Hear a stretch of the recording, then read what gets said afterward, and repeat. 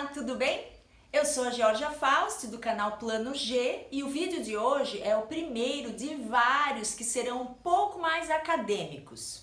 Nesses vídeos eu vou destrinchar aos pouquinhos a minha dissertação de mestrado e vai ter até citação e referência, hein? Bem pesquisadora mesmo.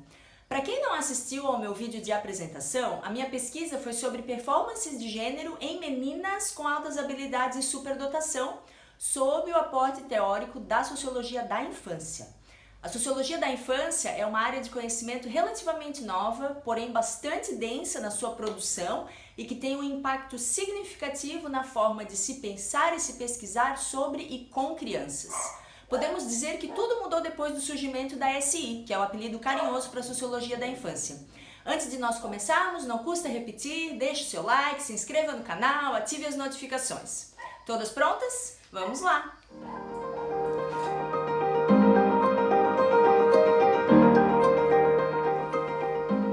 A visibilidade da SI como campo de estudos ainda pode ser considerada pequena, porém torna-se maior conforme as próprias ciências sociais evoluem.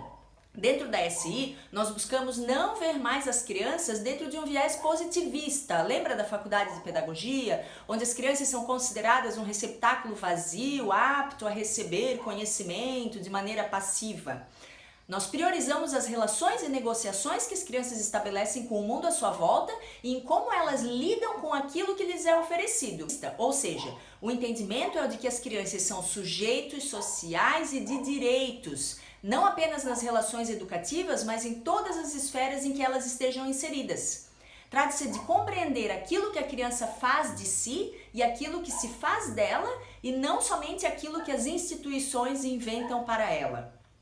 O primeiro grande paradigma da sociologia teve como precursor o sociólogo Émile Durkheim. Pronúncia eu não sei se está certa, mas vamos embora. Herdeiro direto do positivismo de Auguste Comte. Durkheim via a educação como ferramenta fundamental para a continuidade da sociedade industrial, ao construir gradativamente uma moral coletiva. Ele classificava a educação como um fato social. Fato social, segundo Durkheim, são as regras e normas que orientam a vida dos indivíduos em sociedade. Eles são fatos sociais e não naturais, pois têm origem na sociedade e não na natureza, e possuem duas características básicas: são exteriores ao indivíduo e coercitivos. Sendo um fato social, a educação era responsável por inserir nos membros recém-chegados à sociedade as regras necessárias para a vida social, sendo essas regras transmitidas pelos adultos, às crianças e adolescentes. Em uma visão funcionalista da educação, a criança sempre era considerada uma tábula rasa, sempre pensada em seu devir, ou seja, um futuro adulto plenamente adaptado à sociedade à sua volta. A visão dele em relação às crianças era a de que pertenciam ao domínio das paixões, como se fossem selvagens, sendo função da educação sufocar, cortar a sua curiosidade, a sua mobilidade, a sua vivacidade e a imaginação.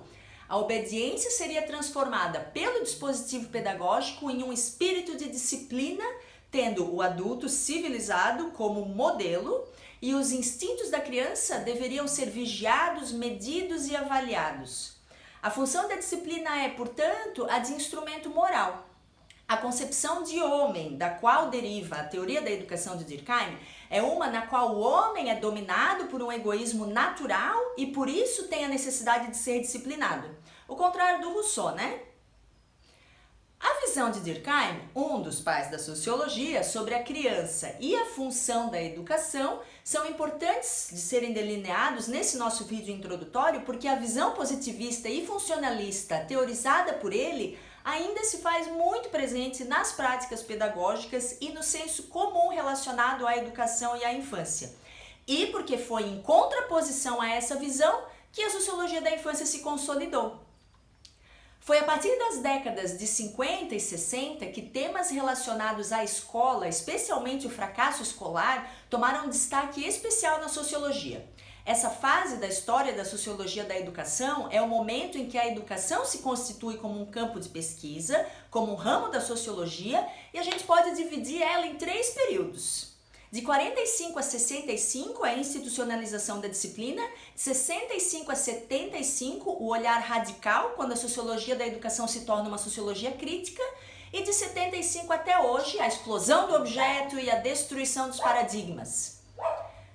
O primeiro período, até a década de 60, caracteriza-se pelo que foi chamado de otimismo pedagógico no quadro teórico do paradigma do consenso, devido à influência do paradigma funcionalista do Durkheim, que vê a sociedade como um conjunto de pessoas e grupos unidos por valores comuns que geram um consenso espontâneo.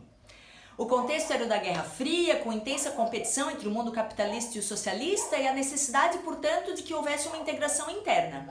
Assim, entendia-se a educação como um fator de distribuição de renda, de democratização e que tinha a função de assegurar a estabilidade social. A visão analítica nesse paradigma é macroestrutural, não havia investigação empírica, apenas suposições sobre o processo educativo e o seu caráter social.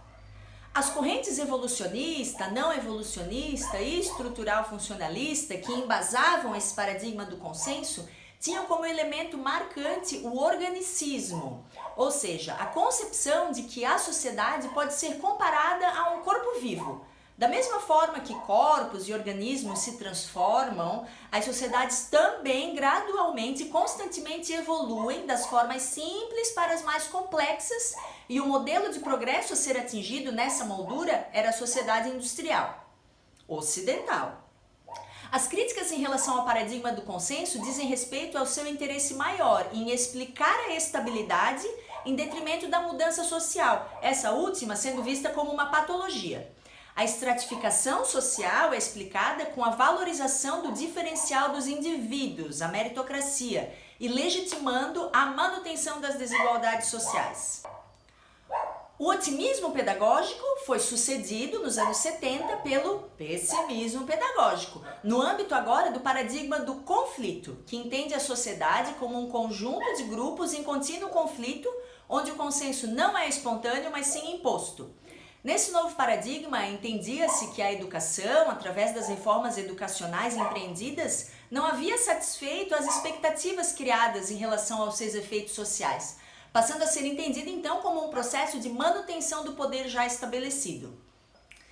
É importante destacar, no quadro do pessimismo pedagógico e no âmbito da corrente neomarxista, o trabalho de Pierre Bourdieu, que eu vou chamar aqui carinhosamente de Bourdieu, e Jean-Claude Passeron, no contexto histórico das revoltas estudantis iniciadas em maio de 68 na França e espalhadas pelo mundo ocidental, as suas obras foram importantes estudos sobre os meios pelos quais os fenômenos culturais e a educação formal reproduzem as características básicas da estrutura social e do sistema de poder.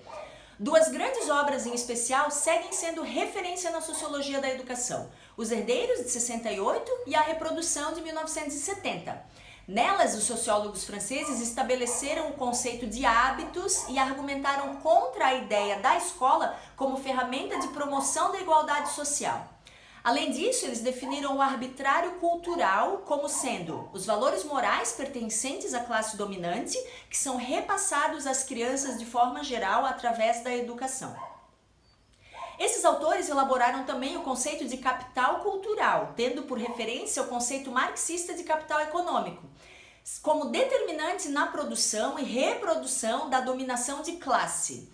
Segundo eles, as crianças que dispõem de capital cultural têm muito mais facilidade para se adequar à escola e, portanto, obter sucesso escolar, assim como manter ou ascender em sua posição social.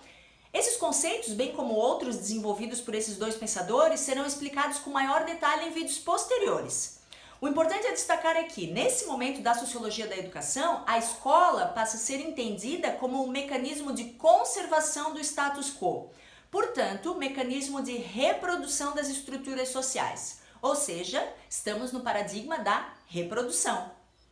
É somente no terceiro período, a partir dos anos 70, que o olhar sociológico se desloca das macroestruturas para as microestruturas, principalmente em decorrência da crise econômica dos anos 70 e da crise do marxismo como paradigma dominante da academia. Quando a sociologia macroscópica deu sinais de esgotamento, quando já se conheciam os resultados, por exemplo, falar que a classe popular produz fracasso escolar já tinha se tornado uma coisa muito óbvia, a pergunta deixou de ser por quê e passou a ser como. A proposta era de que a sociologia prestasse mais atenção às problemáticas centradas no sujeito, ou seja, a margem de autonomia de um indivíduo numa dada situação. É o que Touraine chamou de o retorno do ator à cena teórica. Com a chamada nova sociologia da educação, propôs-se assim uma nova abordagem analítica, que privilegiasse o conteúdo da educação e o funcionamento interno das escolas, que é a chamada descida à caixa preta. Aprofundaram-se os estudos sobre currículo, sobre seleção de conteúdos e sua estratificação, e também sobre a organização curricular. O currículo sendo, além de uma seleção de conhecimentos aprovados e legitimados pela sociedade, também aqueles conhecimentos que são distribuídos de maneiras diferentes para grupos sociais diferentes. Foi essa nova mudança de paradigma no interior da sociologia da educação que possibilitou a constituição de um novo campo disciplinar e também a construção de um novo paradigma para os estudos sociais da infância e da criança. Esse novo paradigma, além de ter mudado muito o meu olhar sobre a criança, ainda serviu como aporte teórico de tudo que eu desenvolvi na minha pesquisa e sobre o qual eu vou falar em muitos vídeos que ainda virão. Achei meio complicado, né? Mas é bem difícil ser simples nesse assunto, gente. Desculpa. Mas ficou alguma dúvida? Deixa aí sua mensagem se quiser mais esclarecimentos nos comentários ou me manda um inbox no Insta. Por hoje é só isso e beijos, até o próximo vídeo.